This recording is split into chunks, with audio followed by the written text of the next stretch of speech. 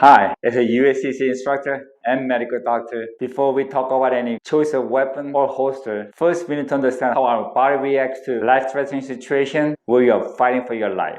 And this is called fight or flight response. In this situation, our body will produce a huge level of adrenaline, and this causes vasodilation to our major muscles, so we'll have more blood flow, more oxygen, and more glucose to fight or run. And our heart's gonna beat faster, and our oxygen consumption through our lungs gonna be much higher, and our pupil dilates. But this also causes vasoconstriction to our extremities, like our hands and our feet, so that we could have more blood flow to our major muscles where we're gonna fight or run. And this is why your hands get cold and they get shaky. And in this situation, handling a pistol is way different than what you've been practicing. If you don't know what it really feels like, you could dip your hand in ice water for 1 minute and then try to work your gun and see how it feels. And this is why we recommend you should use a pistol that has minimum manipulation before you could safely shoot. And if your gun gets jammed and if you need to clear it, you really should use your whole hand to rack and roll.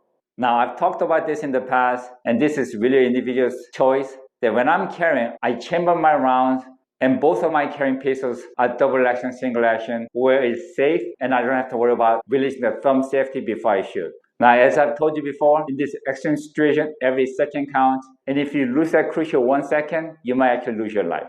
Okay, so let's talk about the fight or flight response. And this was researched by Dr. Alex Oswald, surveying 157 policemen who went through deadly force encounter. 87% of them had a diminished sound, meaning sometimes you can't hear anything or you might only hear certain sounds. And some sounds are really muffled out. And if you're a hunter like me, you know exactly what I'm talking about. When I'm up in the tree and I see a deer and I go into that mode, I hardly hear the sound or the recoil on my shoulder. I'm just focused on the deer. And 79% of them had a tunnel vision. And I mentioned this before, it's like looking through a small tunnel where you're not seeing anything else but that one spot. And if you have two hands up there, and if I take to focus on this finger and tell me how many fingers I have on this hand, it's very difficult. And again, most hunters experience this as well, where I'm so focused on a deer, I don't see anything else. So after shooting a deer, I always tell new hunting buddies, you have to look around and find the landmark so you could find the deer. Otherwise, you might not even know where the deer is laying down. And 71% of them had a heightened clarity of the vision, meaning what you focus, you see very clearly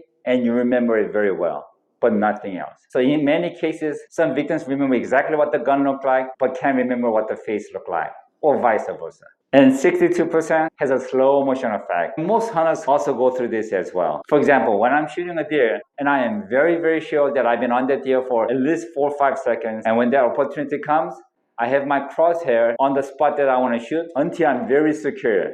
And I'm thinking I probably have my crosshair there for at least 2 or 3 seconds.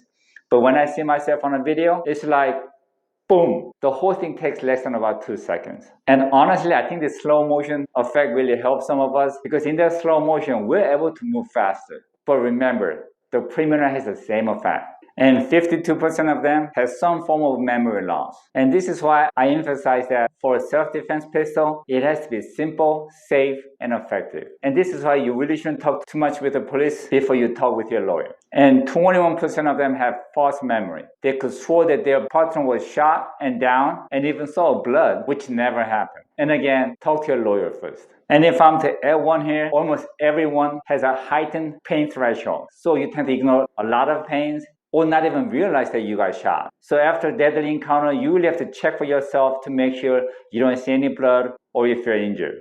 Okay, before we talk about the guns, I want to go over a couple of things to make the choice. First, you want to keep the gun as it came from the manufacturer. Because if you put a lot of aftermarket or change stuff, the prosecutor could say that you upgraded your gun to make it easier to kill. Second, you don't want your trigger to be too sensitive. That's the main cause of the accidental fire, especially the first round. And you also need a really nice grip where you could have a nice tight grip where you could control the recoil and not fumbling with it to get a better grip. And you could control your recoil better and shoot more accurate without losing any time. Now let's talk about the pistols. And I'm not going to go through all the different kinds. I'm just going to go through what's most common and what I recommend. First is the revolver. It is safe. Now you don't see a lot of these anymore because they are heavy and only hold 6 rounds and they're bulkier.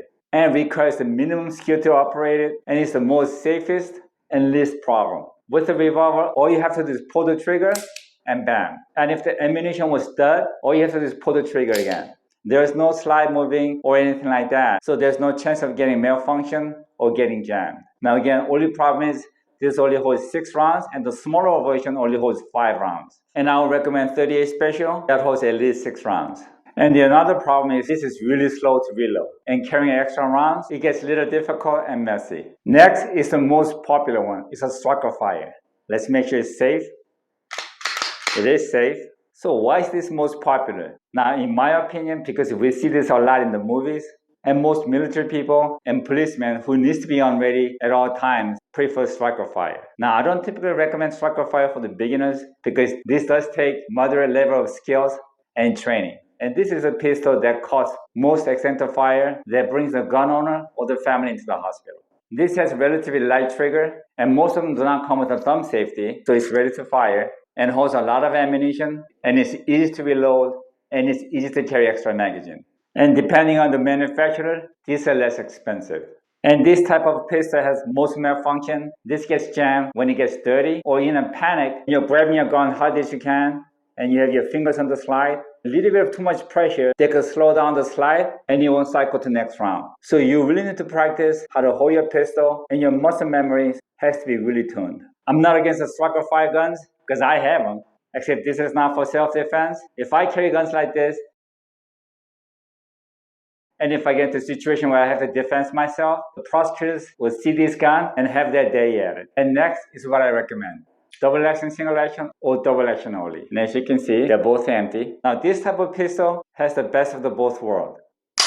Now this gun is very safe on the first shot because when you have it chambered and use a decocker to bring down the hammer, first shot will be a double action. It takes a lot of pulling to go back. So it's very unlikely to have accidental fire.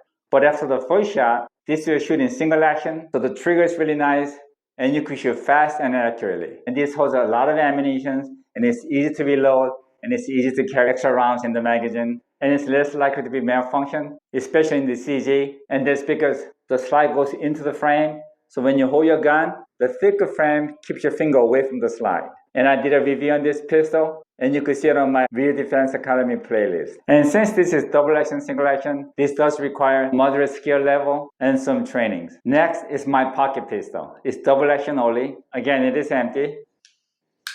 Now, this doesn't show the hammer back here because it's buried inside, but every time you pull, it's a quite heavy double action. So if you want to have a pistol in your pocket, you definitely want a double action. Because when you're panicking and searching for the gun in your pocket and trying to pull it out, a lot of stuff can happen. Now let's talk about the holsters. Obviously, if you decide to carry a pistol, and if it's not a pocket pistol, you need a holster. And I'm only going to talk about most common ones. And that's inside the belt or outside the belt. Now when you're deciding your pistol and the holster, you really have to be very realistic. If it's uncomfortable and bothersome, you might carry it for maybe a year or two, and then you stop carrying it at all because it's just way too uncomfortable. So first, let's talk about the inside the belt holster. Now, for you to wear inside your belt, you have to wear one size larger pants. For example, I wear 32, so I have to wear 34. Now, the problem is I have to change all my wardrobes, or I'm stuck with only 1 or 2 pants that's in size 34. And let's face it, that's very unrealistic. And second, for me, inside the belt seems to be very uncomfortable. And the last reason is that the gun is inside my belt, pointing at my important parts. Now, I've seen people carrying inside their belt at 12 o'clock, pointing at your manhood. Or even at the appendix position, when you're sitting down, is pointing right at your main arteries. Now, some people carry it at 6 o'clock, which I don't recommend at all. The reason why people carry it at 6 or appendix is because when they need to draw, it's easier to lift your shirt and pull your gun out.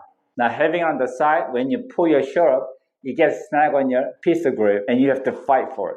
Now, on different videos, we're going to talk about the best way to draw and fire in different carrying positions. So my choice is wearing outside the belt. And I also like this pedal type holster where this will securely hold my pistol. At the same time, if I need to remove it, I could just take it out and safely lock it up and leave it in the trunk, because there are a lot of places that prohibit any firearms, thinking it's safer. And the data shows that when you have a sign that says firearms are not allowed,